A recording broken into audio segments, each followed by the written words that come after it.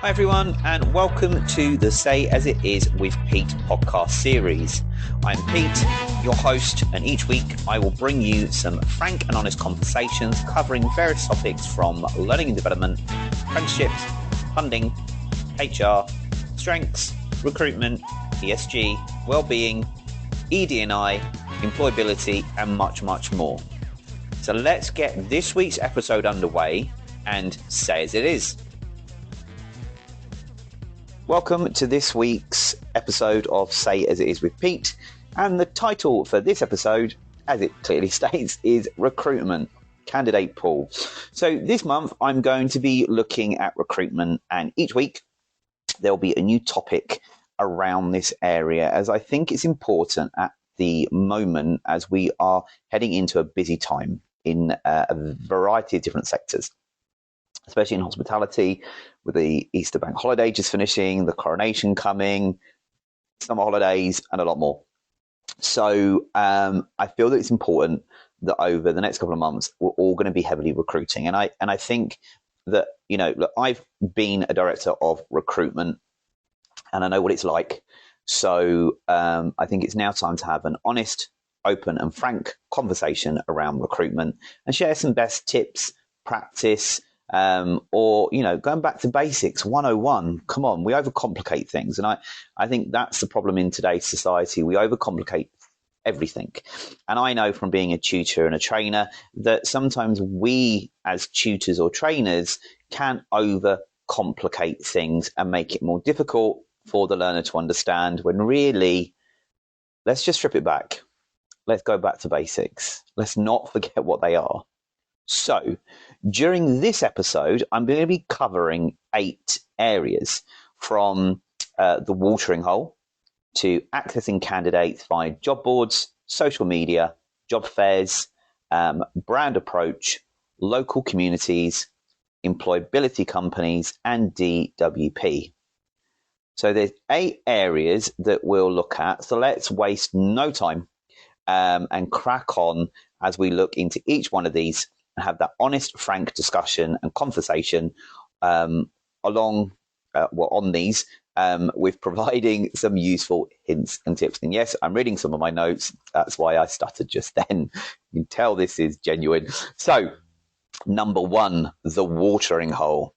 Why am I saying the watering hole? Well, it's because I think we all need to understand, as employers, recruitment agencies, apprenticeship providers, whoever you may be out there that's listening to this podcast, we are all recruiting from the same pool. No matter what anybody says, we are. And the reason why I say that is because, especially in hospitality, we all are recruiting the same kind of candidates. We're all going to the same watering hole, and we always see the same people there. Especially within hospitality, you can pop up all over the place. And hospitality is a very small community. And, I keep bumping into people that I've worked with in the past. And that's in any industry.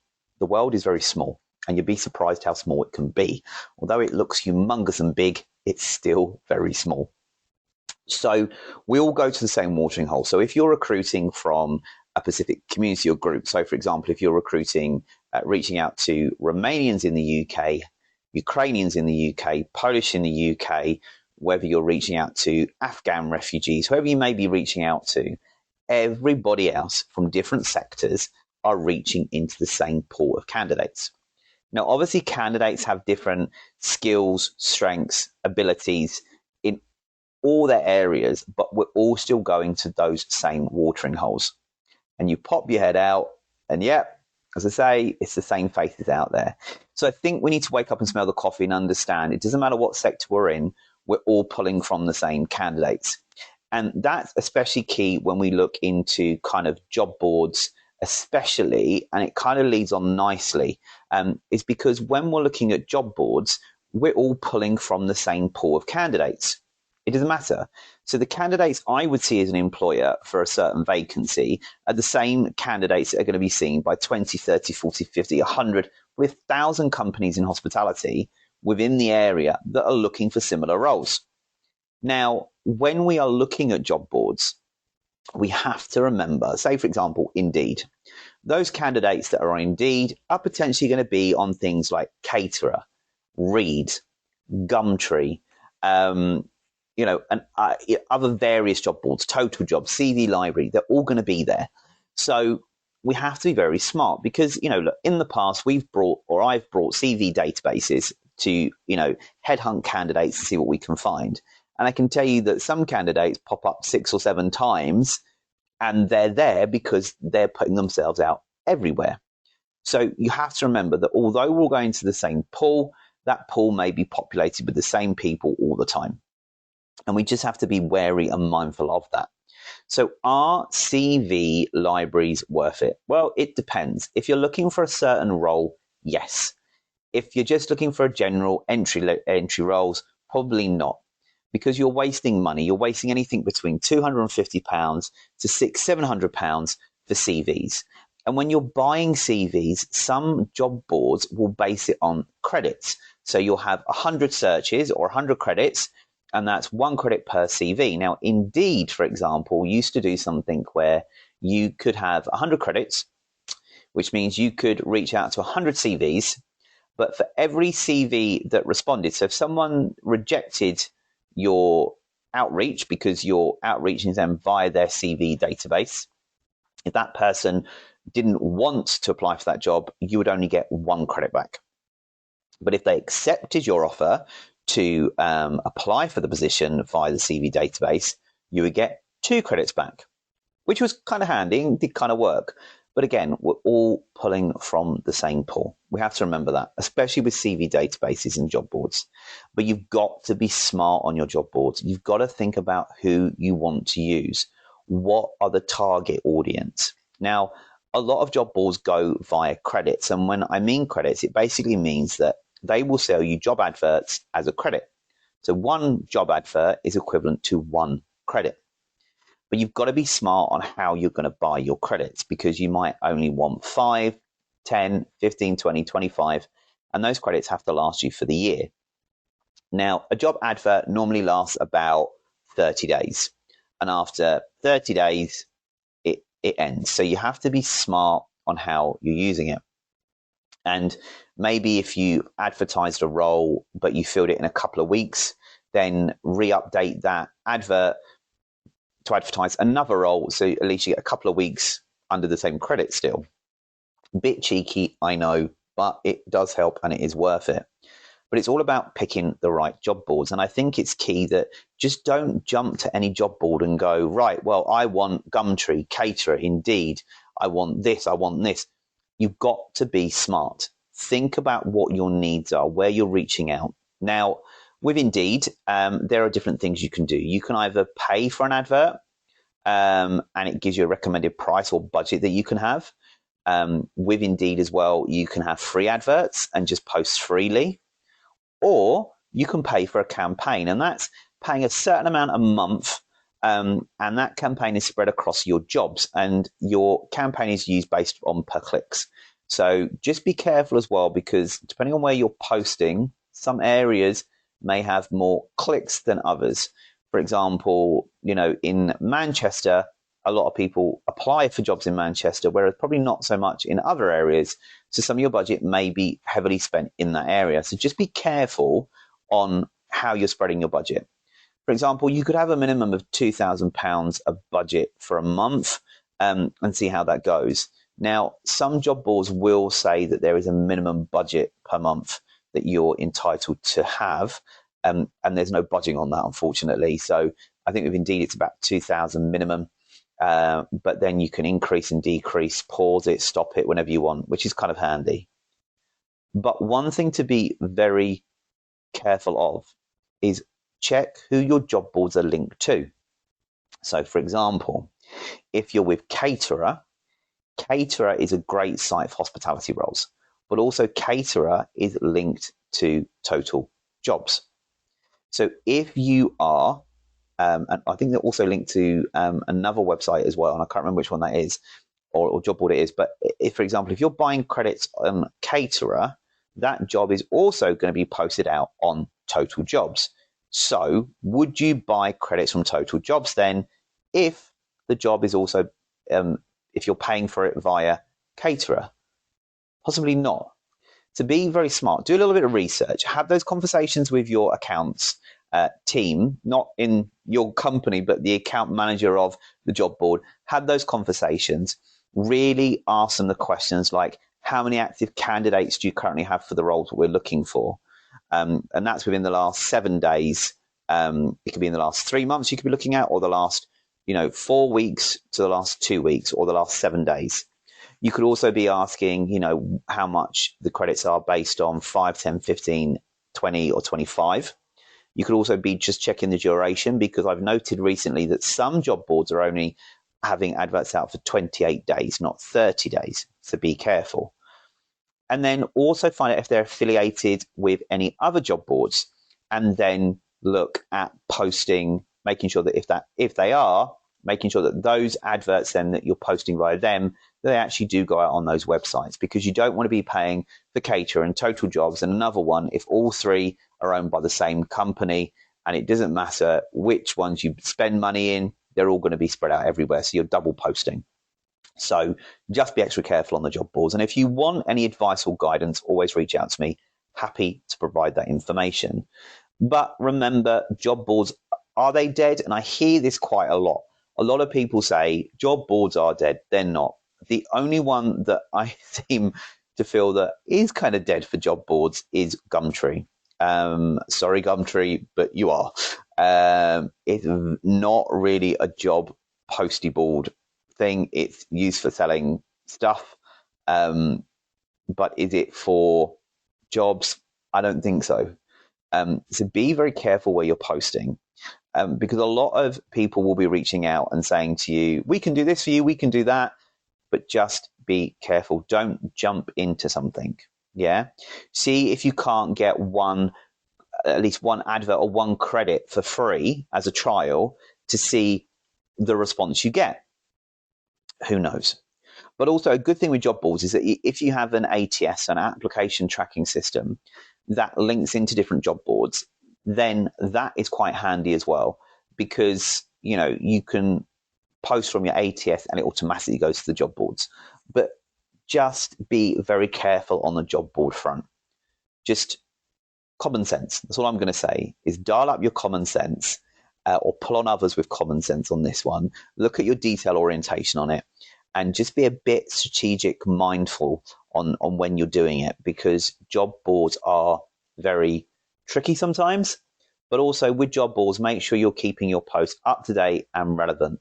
And if you do use a site like Indeed, because I've used Indeed quite a lot and find it really helpful, but if you are using Indeed, make sure that every 28 days you actually stop the advert and repost a new one. Because if you have the advert continuous and you keep extending it, it doesn't look great. And that kind of leads on to the brand approach that we'll look at later on. So point number 3, social media. So should we be using social media to recruit people? Hell yes, of course we can. Facebook is still valid. Although somebody said to me, Facebook is for old people. I hate to say it, I'm not old. I'm 41. I'm still alive. I'm still breathing, but I'm not old. I'm still young at heart. But Facebook is still heavily used, and it's used by quite a lot of people.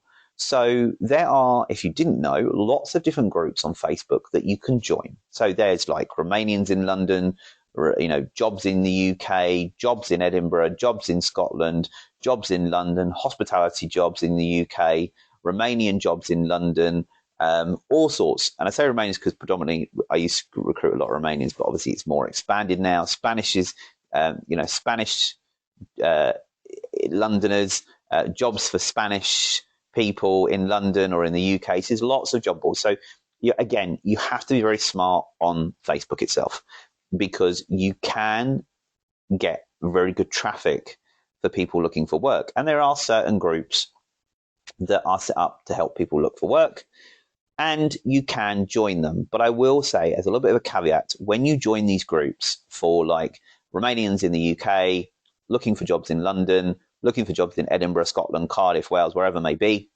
just be very careful, because sometimes you won't be able to join as a company. You can only join as an individual. So your recruiters, if they are multilingual or they're reaching out to those communities or those areas that they're recruiting for, they may have to log in with a individual Facebook account. Now, it might be worth, if they don't want to use your personal or their personal, or you don't want to use your personal Facebook, then create a separate one with your work email. Still brand it in your name, but it's with your work email, and do it that way. It's more safer and more secure, and you don't have people randomly message you on private messenger saying, I've seen your post, I'd like to apply for a job. So let's try and link it onto the a work Facebook account with your name and things. But also on that as well, with the Facebook app, you can switch between profiles. So it's nice and easy. And you can do that in Messenger as well. But definitely social media for Facebook is great, because you can post jobs out there you're looking for. You can go into those, those community pages. And again, that kind of ties in a little bit to the local community section we'll look at later. But you can join those groups as well. Keep posting out, and getting your jobs out there. Even again, if you have an ATS or an application tracking system, it might also be worth seeing if they link into social media as well. If you can link your company Facebook account, Twitter account, or LinkedIn account, as when you post a job, it can automatically be posted onto there. Now, Twitter, do you get a lot of people applying for jobs via Twitter? I don't really think so. I don't see a lot of traffic coming from Twitter for jobs. It's mainly people posting, other information and bits and pieces. It's not really a job board, but there are Twitter accounts out there that do link in and post jobs as well. So Twitter's not dead in the job hunting market yet, but if you do it on there, you don't forget you're very limited to your number of characters. So it may be just putting in there, we're hiring, click here for more information, and then add the link to the job that you're wanting to advertise. But you might create a separate account for your recruitment team to post jobs on there rather than having it on your corporate account. But you may also have it on your corporate account. I'm not saying don't, because you could, but for my experience, I don't see a lot of candidates come through via Twitter. Now, LinkedIn, LinkedIn's a great platform. You can post jobs via LinkedIn, again, for free, or you can pay for them. Your badge, there's a I'm hiring badge that shows on your profile to show people that you're hiring. And you do get a good flow of candidates, especially from the sector or industry that you're in and following, or that you're advertising in.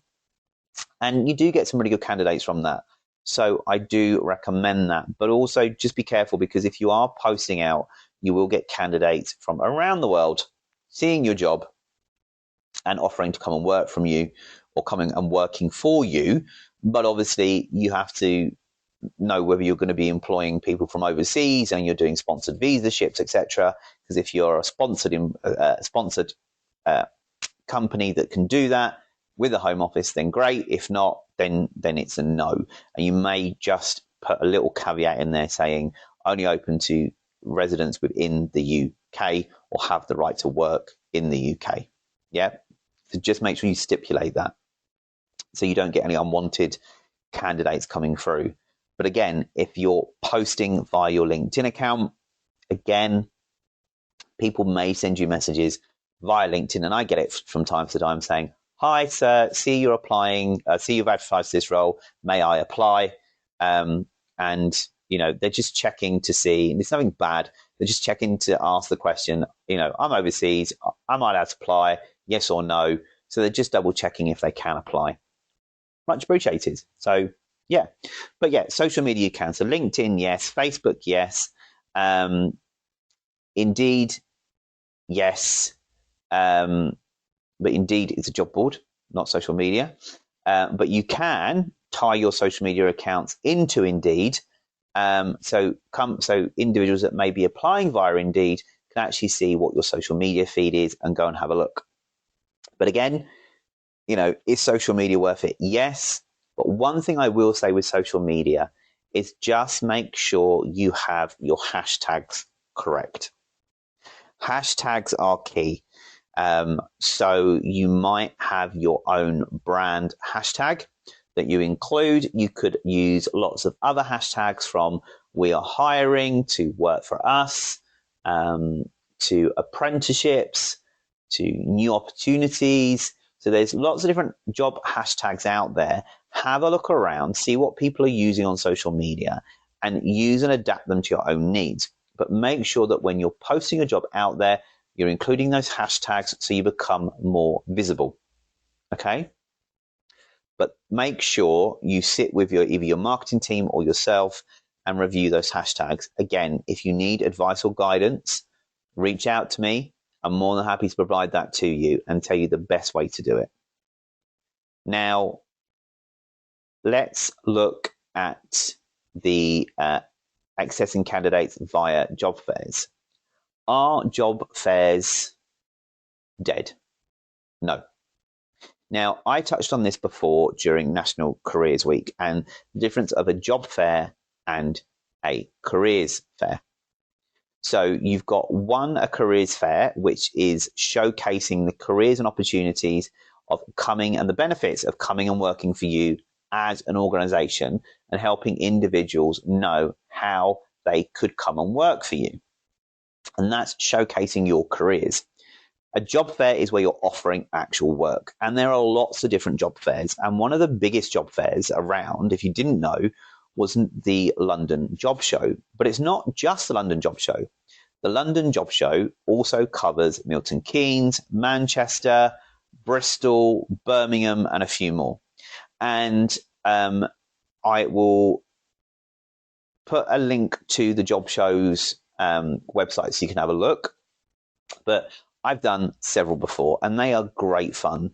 And it's a great way to showcase your brand, but also reach hidden potential candidates you would never have even thought about seeing. It's 2 days of absolute mayhem, but fun mayhem. And I know Elliot and the team from the job show, they do amazing work themselves. So is it worth going? Yes. Even if you have a small stand to start with, and then you may find it really successful for you, and then you go up in size, or you become a zone sponsor, whatever it may be, the job shows are worth doing, even if it's just for your brand awareness, which is a little bit of the next thing that we're going to touch on in a minute. But I would say for this one, job fairs are key. Go to them. There are lots out there. So you will get, there are lots of companies offering for you to attend job shows. And there are some companies that list about 20, 30, 40, maybe 50 job shows in a year that are available, but there is a cost to them. And sometimes that cost can be anything from 150 quid to around about £300-400, depending. But there are a lot of free job fairs out there. And, they could be with your local councils. They could be with local schools or community or colleges. It's all sorts. So it's always good to research what job fairs are around. And commonly, these job shows are yearly repeats.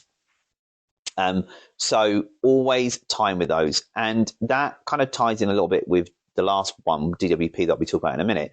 But DWP have a lot of job fairs throughout the year.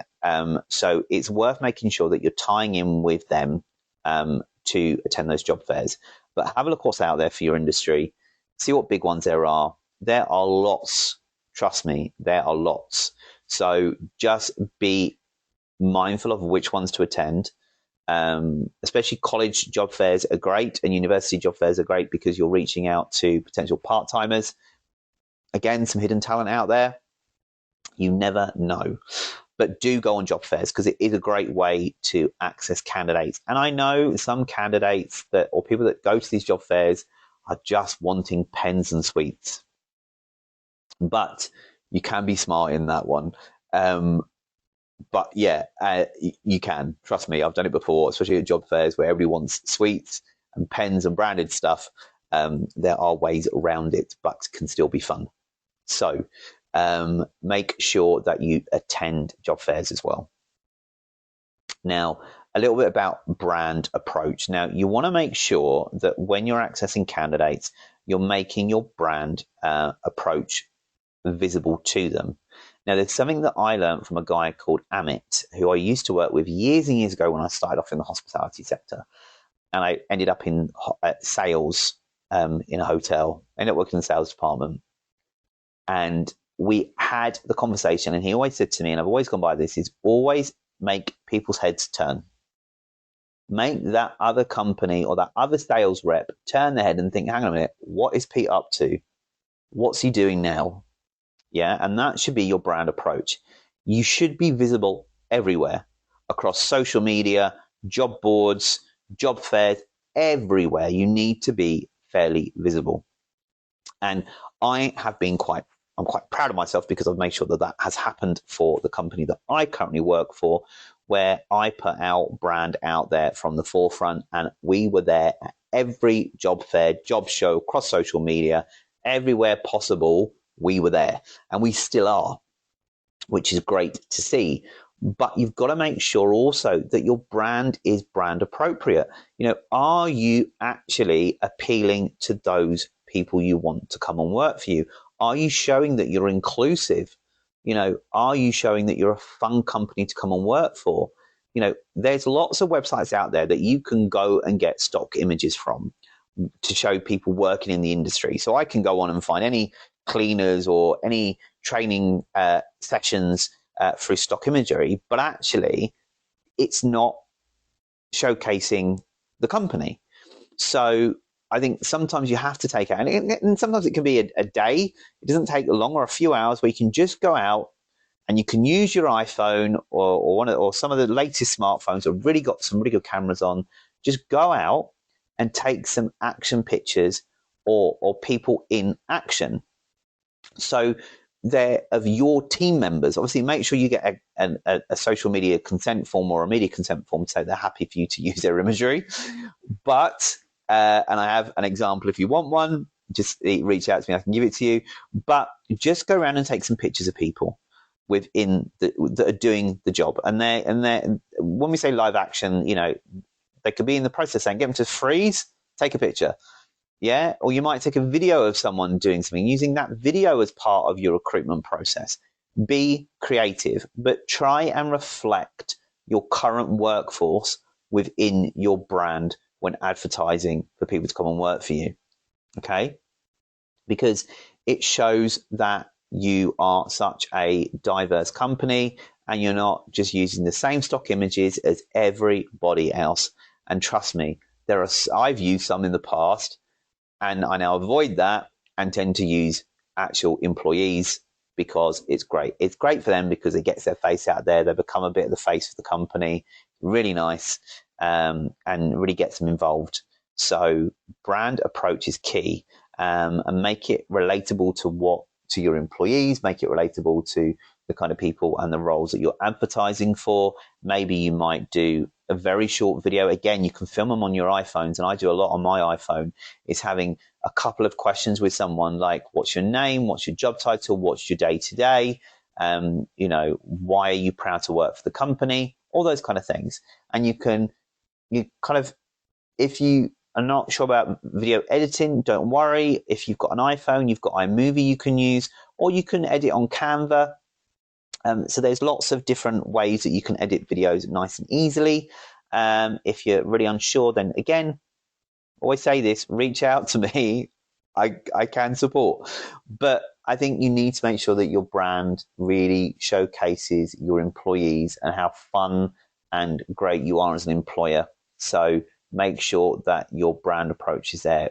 Yeah, of course, brand colors, brand logos, everything branded, but make it more relevant. Yeah.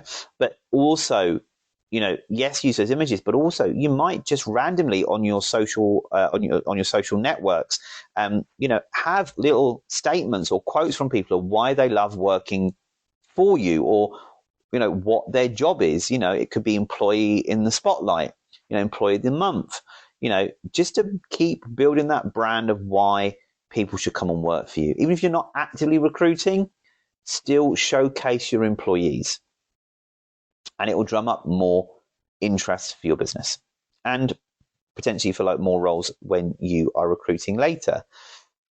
Now, let's look at point 6 as we look at local communities. And we kind of touched this a little bit before, but on Facebook, there's lots of local communities you can reach into, from different, nationality communities to certain, it's probably the deaf community, to all sorts of communities out there that you're looking to get involved in or reach out and offer potential work to. Now, if you have a very diverse recruitment team that speaks multiple languages, they should be all over this. And if they're not, why not? You're missing out. Again, goes back to the beginning. We're all at the same watering hole. So come on, a few extra people at the watering hole is not going to hurt, right?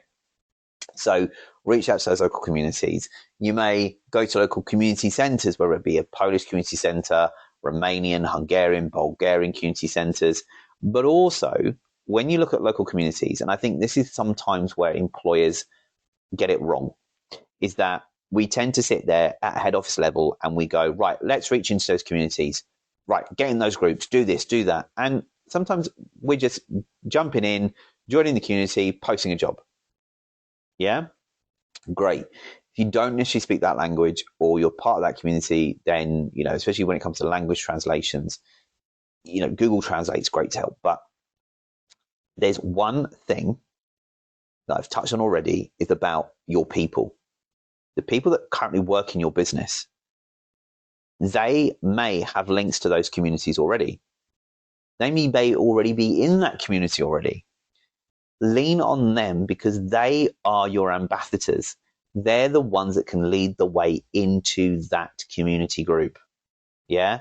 So I remember working with a wonderful lady called Monica Tabares. I know Monica's still out there, and she's off doing different things now, but Monica was fantastic. She was Colombian, but she obviously spoke Spanish, and she was involved in the Spanish community and the Colombian community so much that if I needed to know something about the Spanish community, or how to approach them for work, or the best ways to do things, or when people coming over, especially when we were in the EU, when's the best time to recruit? How do we get hold of them? What other ways of networking can we do? And she was a literal walking Bible of Spanish recruitment. And it was great because when it came to the right to work checks, she knew when there was, obviously she had a right to work check training, but she knew whether that was a Spanish ID or not Spanish ID, or she knew exactly how to recruit from that market, or that local community, I should say. So yeah, look at your existing employees, because I'm sure they can help you reach those communities that you're trying to get into, instead of you just going it alone and trying it yourself and it falls flat on its face. So there's lots you can do on that side. But don't, and try not to exhaust all of your options, because just make sure that you're approaching it the right way, not the wrong way, because sometimes you might be dialing up your enthusiasm, for example, and it may be having the wrong effect, because what you're thinking is having a positive impact is probably not. And you need to kind of listen to what's going on around you. So just be mindful of that one itself. Now, employability companies. Now, I highly recommend employability companies, and there are some great people out there, from People Plus Scotland, People Plus UK, to Ingeus, to Get Set, and various other employability companies around. So what these employability companies do is they have a very big interest in getting people into work. And sometimes these people are referred by the job centre to them. They offer pre-employability courses, which could last anything from a few days to a week to 2 weeks. They are the best at guiding you in the right steps. Now, there's a guy called Darren Chrissy, and hopefully he'll be joining us on a podcast soon. But Darren, I'm going to mention you, buddy. I love Darren to bits, because Darren is amazing, and Liz as well at People Plus UK have been great. So Darren does Scotland and Liz does UK, but it's great because I can reach out to those guys and they know exactly what I want. And one thing I will say about employability companies is don't just jump in and go straight with them, because they'll come to you and say, we can give you X, Y, and Z. And you go, okay, great, let's do it. And then either you get something or you don't. Now, my advice on this one, and I'm going to be frank and honest and just say it as it is, but before you get into any partnership, sit down and discuss everything with them, what your needs are and your wants. Okay, what kind of candidates you're looking for. They will advise you on what programs and services they offer, and then you can pick the best one for you. There are different things from I think it's called Get Britain Moving. And I'm going to have a look at my notes on this one. But there are many different employability programs out there, from, so Get Britain Working to the Restart Scheme, to Fair Start Scotland. And then there's also other different, we now got the retraineeships for the over 50s. But these guys are in the best place of knowing how they work and the way to get them to work, and can support you in many other ways. So I would say reach out to those employability companies, but make it clear what you want and what your expectations are, and they will work with you. But yeah, I've got to say, teaming up with People Plus has been amazing for me within my organization, because they've listened to what we want. We've worked with others as well, and they're now doing very similar. But again, I've learned a lot from People Plus, especially from the lovely Darren, who's given me some really good insights, best way to approach things. And that's helped us as a business, or me in my other job, where we've been able to get those employability programs working. And they do work. They take a little bit of time to get going and a little bit of time to kick in, but they're worth doing. But also, having that partnership is amazing, because it taps into additional hidden talent you would never have come across. And there is some amazing hidden talent out there that you don't naturally see. And working with these employability companies is amazing. So that's about employability companies. And if you want to know more, let me know and I can put you in contact with a few. But also, I would say do it. And if you haven't already, go onto People Plus website or onto my LinkedIn page, and you'll see a video that I've done explaining about why it's great working with employability agencies or companies. And one of my final things is DWP. Now, DWP, Department of Work and Pensions, the job centre. There are some advantages and some disadvantages with them, but again, it's all about building that partnership and that relationship with them.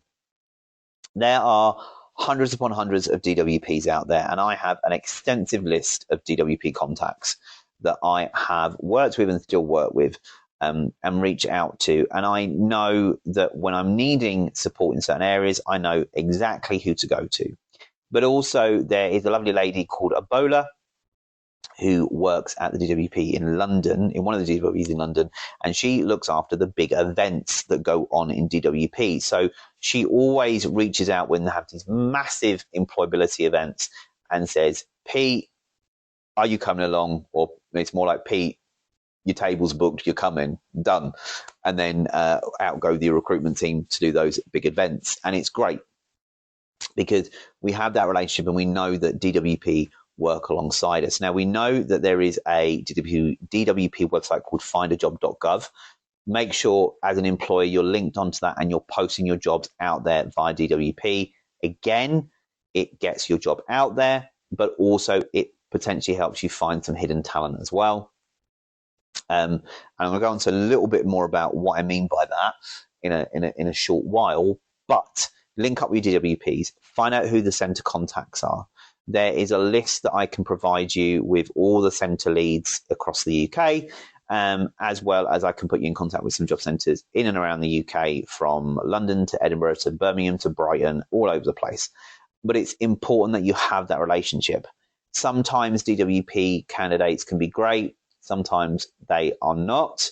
But again, it's all about working with them and not it shouldn't be with DWP and us and them, you're our supplier, we're the employer.